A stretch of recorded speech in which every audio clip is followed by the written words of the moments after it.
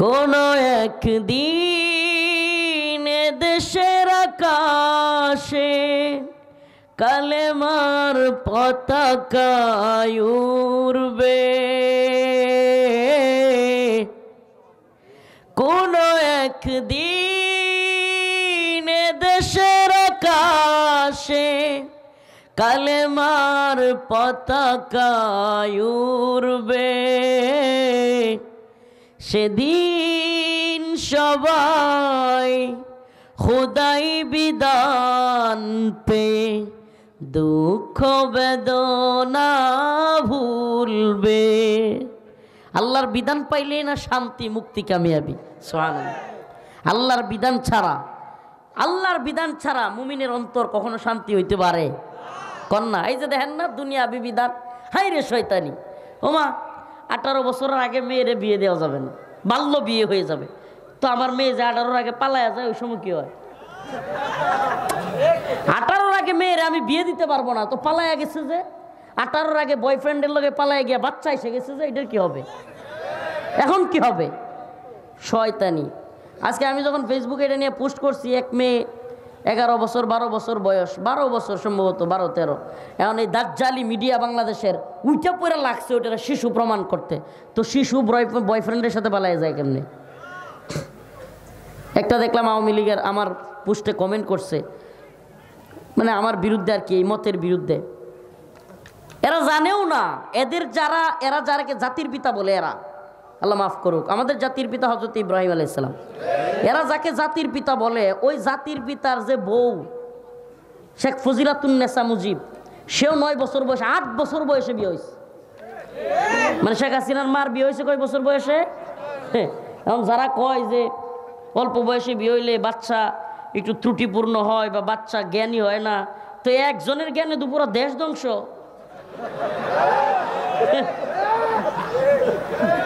8 বছর বয়সে, এই সার্চ দেন প্রয়োজনে অনলাইনে, এখন তো মিডিয়ার যুগ। শেখ মুজিবুর রহমান শেখ হাসিনার আম্মাকে কয় বছর বয়সে বিয়ে করছে, সার্চ দেন, দেখেন না? তো কি হয়ে গেছে? বালেগা হওয়ার পরে একটা যুবক কিংবা যুবতীকে কিভাবে শিশু বলেন আপনি? কোন ভাষায় আপনি?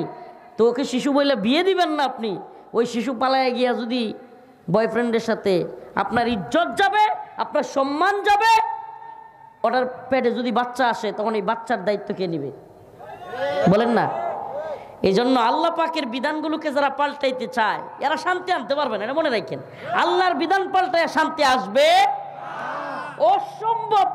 আল্লাহর বিধান পাল্টায় সমাজে, আল্লাহর বিধান পাল্টায় অনেক বিধান করছে, শান্তি আসছে? আল্লাহর দিন আল্লাহর জমিনে বাস্তবায়ন করলেই আমরা সফল হইতে পারবো। শান্তি মুক্তি কামিয়াবি আসবে। আপনার বিবেকের সাথে ধরা পড়ুক বা না পড়ুক, এত এই ইসলামকে কি বলে নরমালাইজ করা, মডারেট করা, যুগের সাথে তাল মিলাইয়া চলা, নাউজুবিল্লাহ। সমস্ত যুগ আল্লাহর কোরআনের সাথে তাল মিলাইয়া চলবে, আল্লাহর কোরআন যুগের সাথে তাল মিলাইয়া চলবে না। কিসের যুগ? আল্লাহ রসুল সাহাবায়ে কেরামের কাছে যে কথাগুলো বলেছেন, কোরআনে যে কথাগুলো ছিল, ওগুলো সেইভাবেই থাকবে। আমাদের পরিবর্তন হওয়া লাগবে। তার মানে কি এই উন্নতি এগুলোর বিরুদ্ধে কোরআন না, কোরআন উন্নতির বিরুদ্ধে না, কিন্তু ল্যাংডা হওয়ার বিরুদ্ধে। কোরআন উন্নতির নামে হাফ প্যান্ট পরানো আমাদের মা বোনদেরকে, এটার বিরুদ্ধে। এখন তাইলে কি স্মার্টনেসের জন্য কি হাফ প্যান্ট পরতে হবে?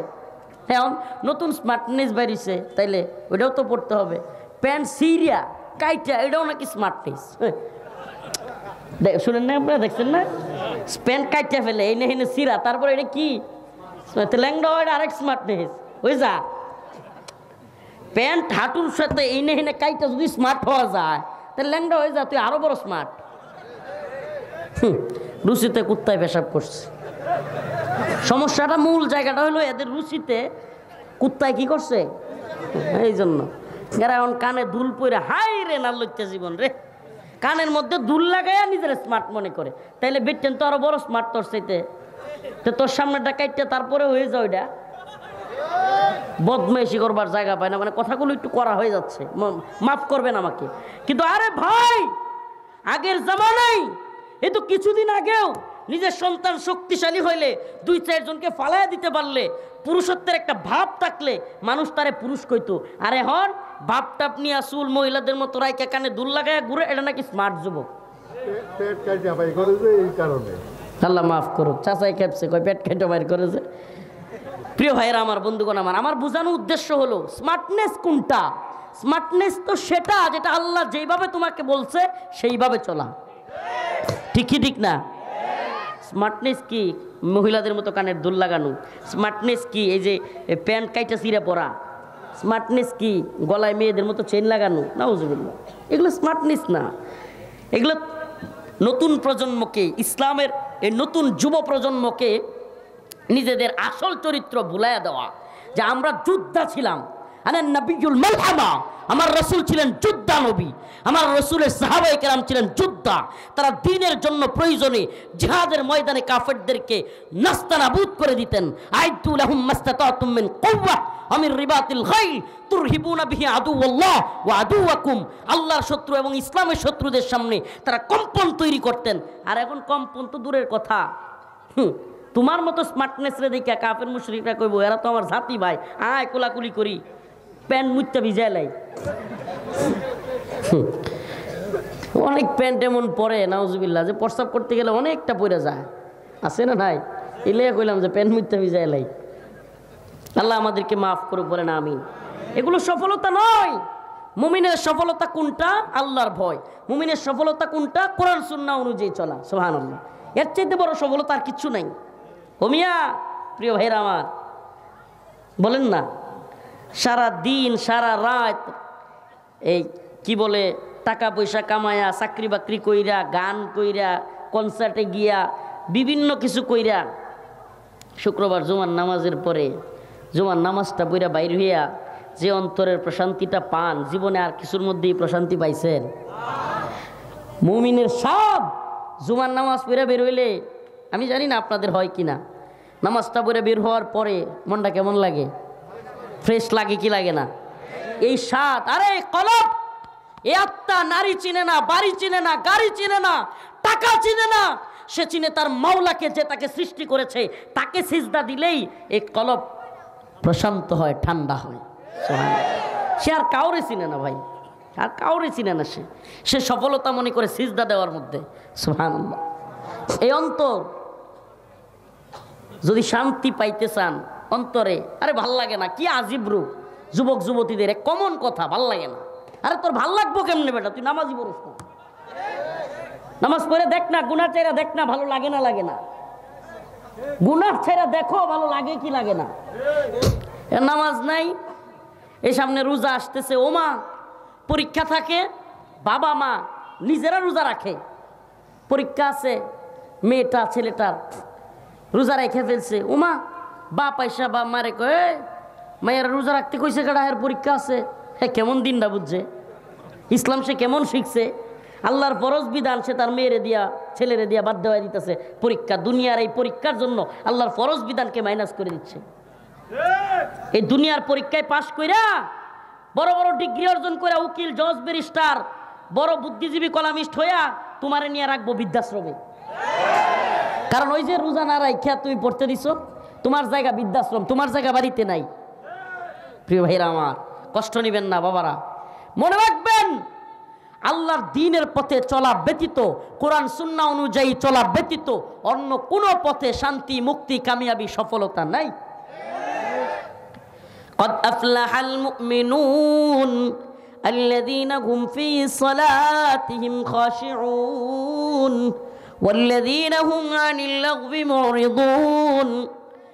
শেষ করতেছি, দীর্ঘ রাত হয়ে গেছে, নামাজ পড়তে হবে, ফজরের নামাজ আমরা কাজা করব না ইনশাআল্লাহ। আল্লাহ পাক এবার বলেন কদ আফলাহাল মুমিনুন, নিশ্চয়ই মুমিনরা সফল। কোন মুমিনরা? আল্লাযীনা হুম ফি সালাতিহিম খাশিউন, যারা খুশু খুজুর সাথে নামাজ আদায় করে। সুবহানাল্লাহ। তাইলে কেমন মুমিনরা সফল? যারা খুশু খুজুর সাথে নামাজ আদায় করে। খুশু খুজু কি? রাইসুল মুফাসসিরিন আব্দুল্লাহ ইবনে আব্বাস বলেন, বিনয়ের সাথে একাগ্র চিত্তে আল্লাহর জন্য, একমাত্র আল্লাহকে রাজি খুশি করবার জন্য, আল্লাহর ভয়ে যেই নামাজ আদায় করা হয় সেটাকেই বলে খুশু খুজুর সাথে নামাজ। আসুন না আমরা খুশু খুজুর সাথে নামাজ পড়ি, পড়বো তো ইনশাআল্লাহ। আল্লাহ আমাদেরকে মাফ করুক, বলেন আমিন। আল্লাহ আমাদেরকে নামাজি বানাক, বলেন আমিন। হ্যাঁ রে, 4টা-5টা হাত উঠলো, বেশি হাত উঠে নেই, বলেন না, হাত তুলেন না। আয় আল্লাহ, আপনি আমাদেরকে নামাজি বানায় দেন। আয় আল্লাহ, আমাদেরকে ফজরের সালাতে শরীক হওয়ার তৌফিক দান করেন। আয় আল্লাহ, তওবা করিতেছি, আজকে থেকে আর নামাজ ছাড়বো না। আস্তাগফিরুল্লাহ ওয়া আতুবু ইলাইহি। আতনামান, আজকে থেকে আর নামাজ ছাড়বো না ইনশাআল্লাহ। আল্লাযীনা হুম ফি সালাতিহিম খাশিউন ওয়াল্লাযীনা হুম আনিল লাগবি মুরিদুন। আল্লাহ বলেন সফল মুমিনদের আরেকটা সিফত হলো ফাহেশা কাজ, লাগবি কাজ, শিরিকি বিদাতি কুফুরি কাজ, অশ্লীল নাচা গানা, এগুলোতে মুমিনরা, সফল মুমিনরা কি করে না? শরীক হয় না।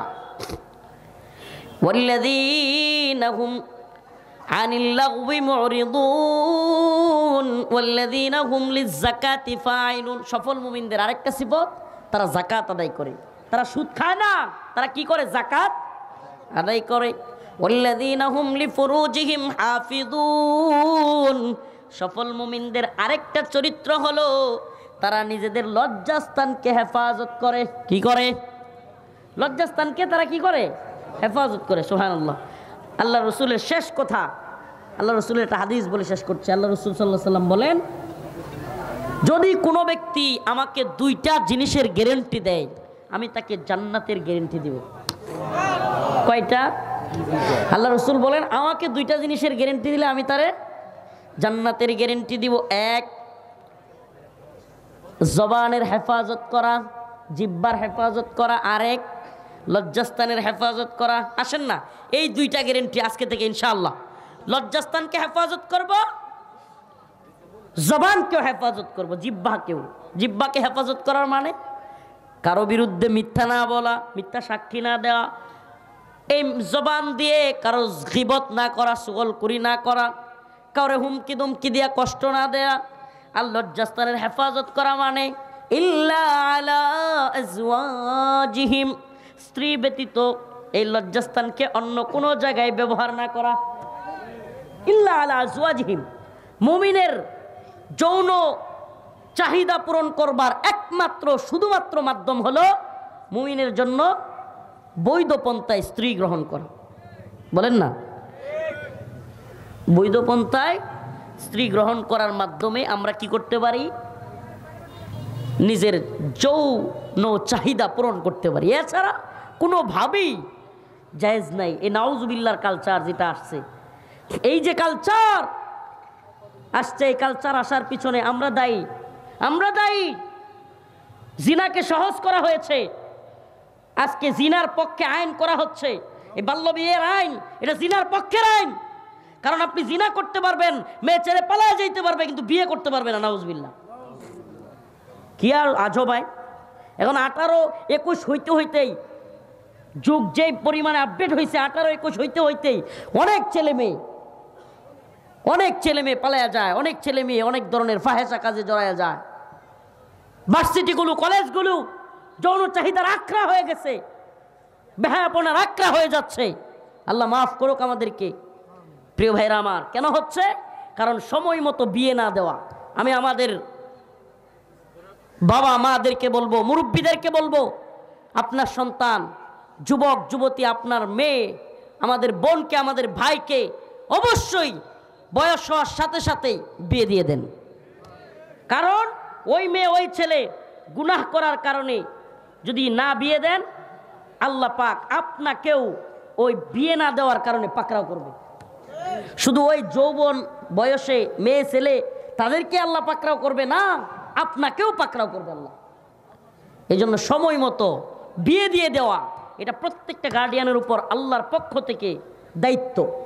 প্রিয় ভাইরা আমার, বন্ধুগণ আমার, খুব খারাপ সমাজ ব্যবস্থা হয়ে গেছে, জিনা সহজ হয়ে যাচ্ছে। নতুন একটা আইন হচ্ছে, শুনছেন কিনা?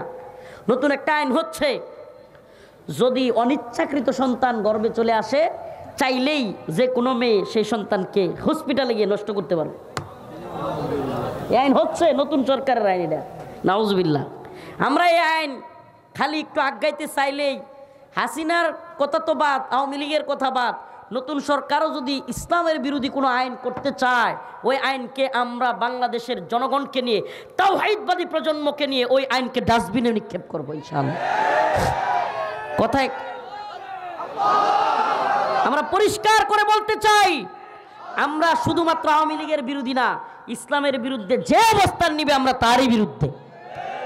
প্রিয় ভাইরা আমার, বন্ধুগণ আমার, জিনাকে যে সমাজে সহজ করা হয়, বিয়ে সেই সমাজে কঠিন।